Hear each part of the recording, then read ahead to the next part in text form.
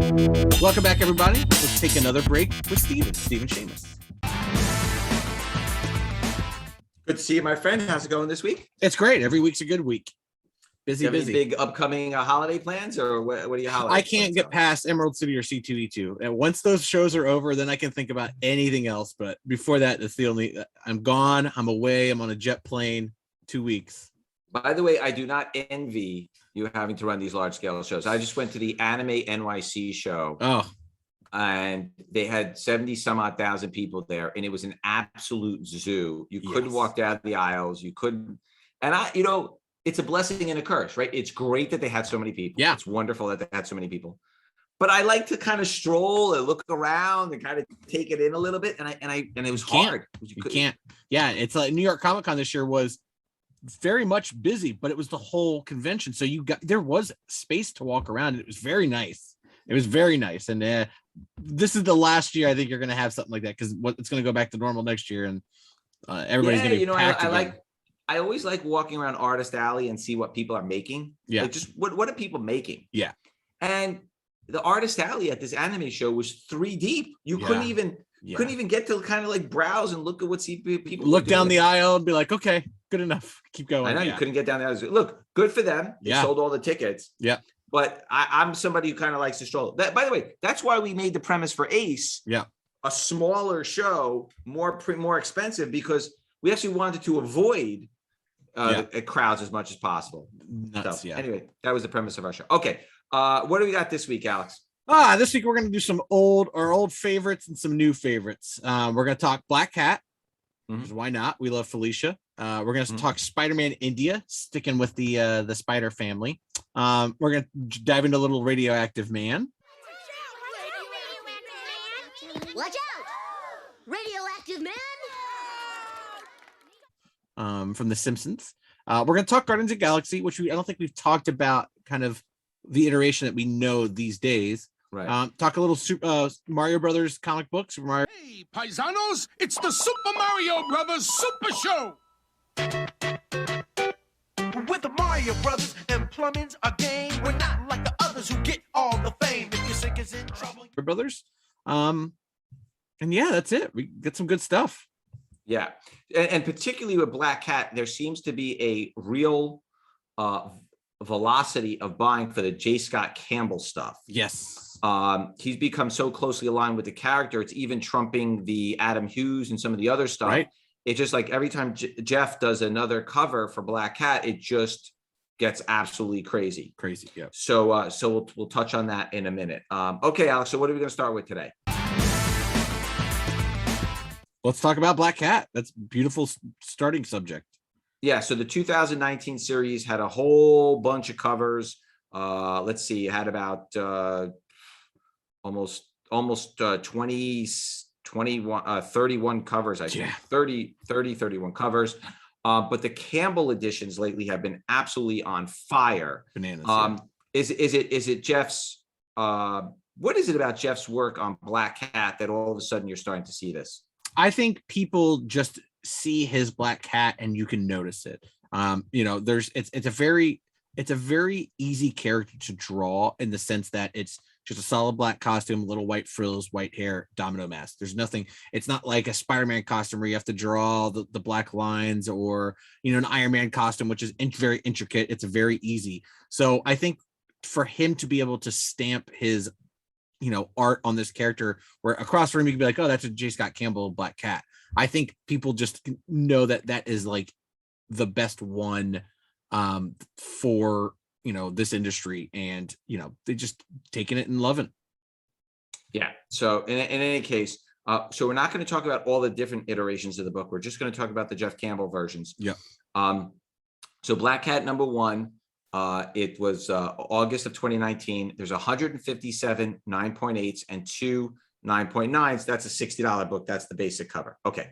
Then you've got the J. Scott Campbell Virgin Edition, 72 blue label, 94 gold label, 9.8s.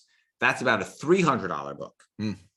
Then there's the Jeff Campbell Comic Exposure Campbell Edition, Yes. 77 blue label, 89 gold label, 9.8s. I could not find any graded. That's about a $15 raw book. I would expect that to probably be in the $300 range also, Yeah, if they came up totally. for sale, because it's got the same pop as the Virgin edition. Then there's the Terry Dodson variant cover, and that one actually does sell for $170. There's 23 blue label 9.8s on those. Then there's the Frankie's Comics edition A color and edition B white, and they're combined on the census. There were 55 blue label and 73 gold label 9.8s. There's actually 2 9.9s. The color version is about $100. The white version is about $125. Then there's the Golden Apple Comics A and B versions. Those I could not find any graded, but there's 63 blue label 9.8s, 79 gold label 9.8s. There's actually 1 9.9. That's about a $30 raw book on the regular, $50 raw book on the white, which would also probably put it in the $300+ range. Totally. In 9.8. Yeah.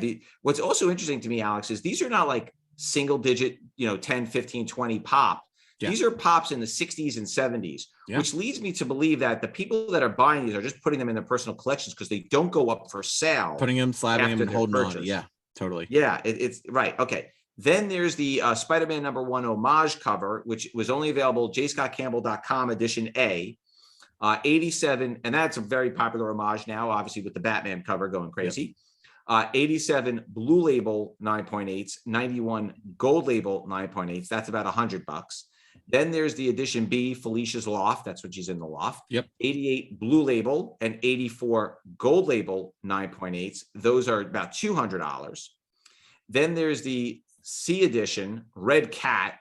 Not as popular a character. 55 blue label, 44 gold label 9.8s. That's about $70.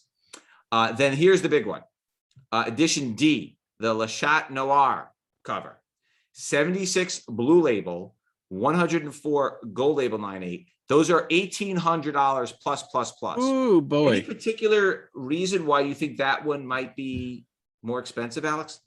I mean, I'm just assuming that it is going, it's, the famous poster, the Le Chat Noir Black Cat poster that, is, in everybody's dorm room and stuff like that. It's a French poster.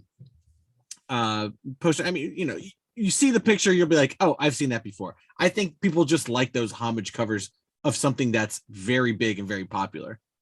Yeah, that book is just on fire. Yeah. Then there's edition E, which is the Marvelous Black Cat cover, 27 blue label, 116 gold label, 9.8. That's about $100 book.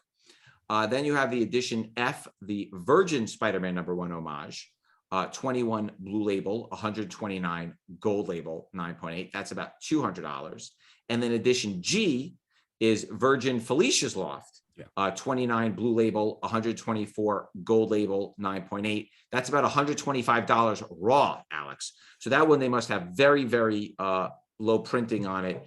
But I will tell you that if it's $125+ raw, it's got to be a $500, $600, $700, $800 book. 9.8. Totally. Yeah. It wouldn't be less than that. Wouldn't be. All right, cool. What do we got next, Alex?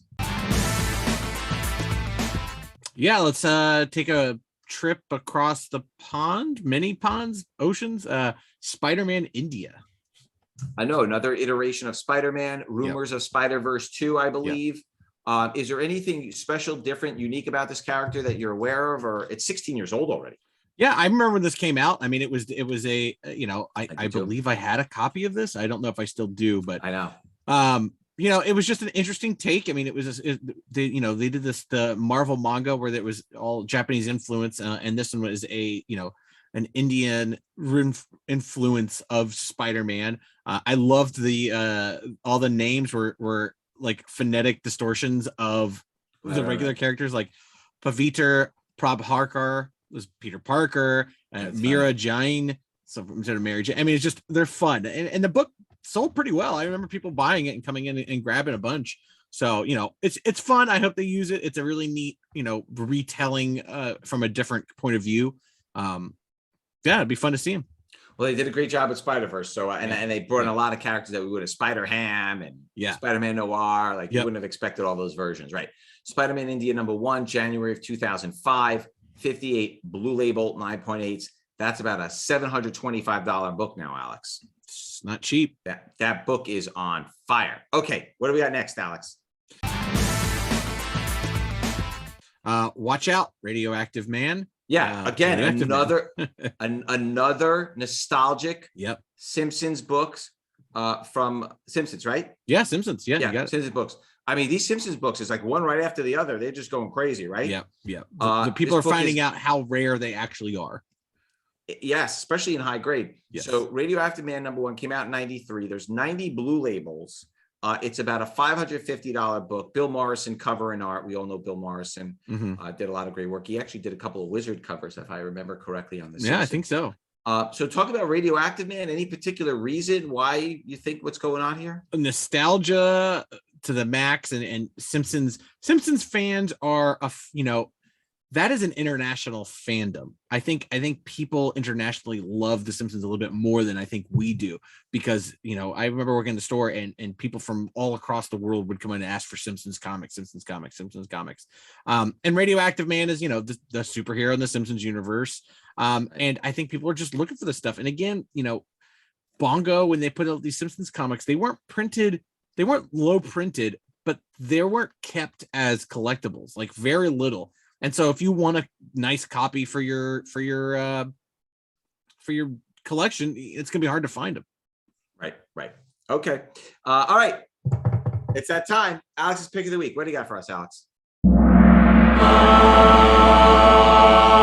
Oh man, I love buying stuff. So I was looking at. Oh really? Stuff. I didn't know that. I'm a big fan about buying stuff. And one thing I was looking at, and I've seen him in the past, and I just recently started looking him up just to see what was going for, is New Zealand. There's a smaller place around New Zealand that does silver coins, that are minted silver coins that have collectible that are trademarked items on them.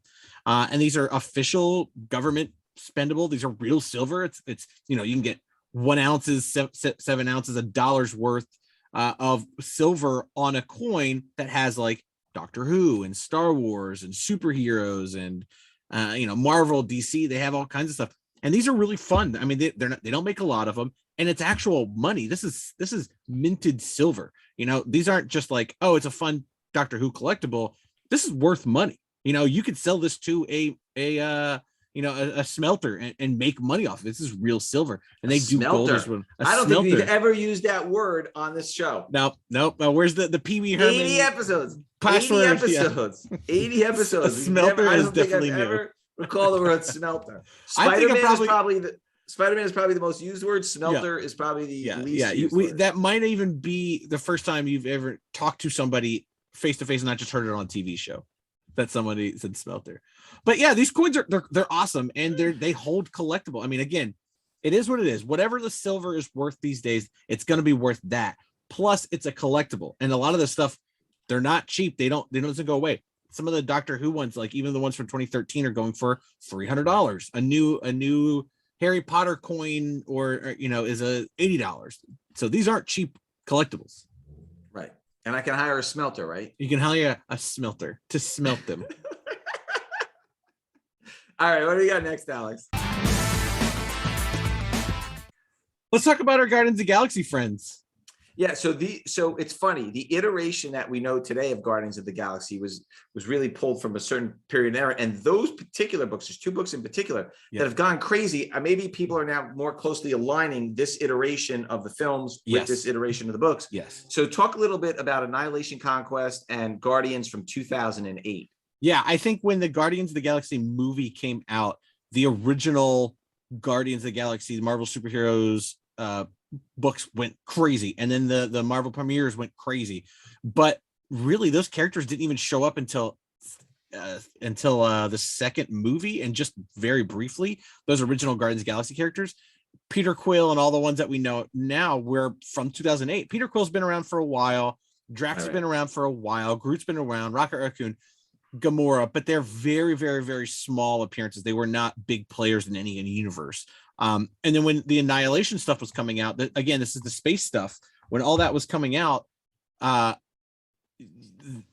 used a lot of stuff that we're seeing in the MCU now. There's a lot of Nova stuff, Darkhawk, A lot of cosmic. This was the Abnett and Lanning cosmic stuff was huge for a very long time.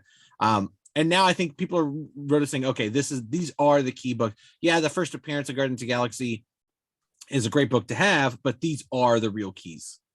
Right. So Annihilation Conquest number 6, June of 2008, 151 Blue Label, 9.8s, about $500. Yeah. $500 already. That's Not pretty cheap. good. Yeah. Dan Abnett and Andy Lanning story, Tom Rainey and Wellington Alves art, and with an Alexi Briclot cover. I like Alexi. He does a good job. Then Guardians of the Galaxy number 1, a month later, July of 2008, 198 9.8s. Those are $600 to $700. Wraparound cover, Dan Abnett and Andy Lanning story, again, same team. Paul Pelletier and Rick Magar cover and art. So Paul, we know he does a good job. He did a lot of Aquaman stuff, right? I believe right. Yeah, he did. Yeah. He got a good memory. Then there's a second print, impossible to find. 7 9.8s. Those are $125 raw and about $350 in 9.8. So, by the way, I think you could find these books in $5 box and dollar box. I don't think these are books that people were pulling out. Like these are books that kind of like I feel like that they were like $10 books for a long time, that they might just still be in people's bins for $10. People aren't paying attention. Yeah. And I think the next book you're going to find in bins too. I think I definitely had copies of this next book. It drives me crazy. Go ahead, Alex. We got Adventures of Super Mario Brothers. Alex. That's it. That's the next book. So I had these books. Like I know I had these. Of course, the Valiants, the original Valiants, man. This is the stuff. Yeah. I had a joke. I'm not going to say. Okay. So you already know what it is. All right. So Super Mario Brothers. Again, another nostalgia book, Alex. Another nostalgia. It's unbelievable. By the way, the video games, the Mario Brother video games are selling for millions of dollars. I know. Crazy. And I'm sure there's millions. These are the games that were thrown away. Oh, they're not being sold. Did you throw them away? Chuck them. No, I never throw anything away. I don't throw anything away. Do you have your Super Mario Brothers or no? No, I traded it in. Same thing. That's all right. You didn't throw it away. You still lose. I just would have just had the cartridge anyways. Cartridges, you need the box, you need the paperwork. Do you feel like a loser, Alex? Nah. No, I beat the game, so I was a winner. Super Mario Brothers number 1, 1990, 22 Blue Label 9.8s. It's about that. The book is selling in 9.4 for about $475, 9.6 $850, 9.8 $1,800. Oh my god! Based on a video game by Nintendo, George Caragone and Bill Vallely story, Art Nichols, Mark McClellan, and George Wildman art. I think you could find these books. I don't know that these books have been pulled out. I'm telling you, I feel like I visually have seen these books like in cheapo boxes. Or not at this price. The paper quality of these books was extremely high. The cover stock was cardboard. The inner paper stock was very thick paper stock. Finding these, pressing them to get 9/8 is very much a thing you could still do, I think. Right. Out there. Okay. Got it. So then Super Mario Brothers number 1, January of 91. I think these next two books are reprints. The next book is a reprint. 7 9.8s. I can't find them at all. I couldn't find raw or graded. Obviously, the big one is Super Mario from 1990. And then The Adventures of Super Mario Brothers number 1, February of 91. Also can't find it. 17 Blue Label 9.1s. Reprint Super Mario Brothers number 1 again. Captain N backup story. So anyway, I hope we give you guys some good stuff. I hope you go digging into these boxes at these shows now that they're open, flea market style. Go get them. And and if you have any questions, comments, you'd like to leave it some feedback, just leave it in the comments field. And we will see everybody next week. Same bat time. Same bat channel. Have a good one.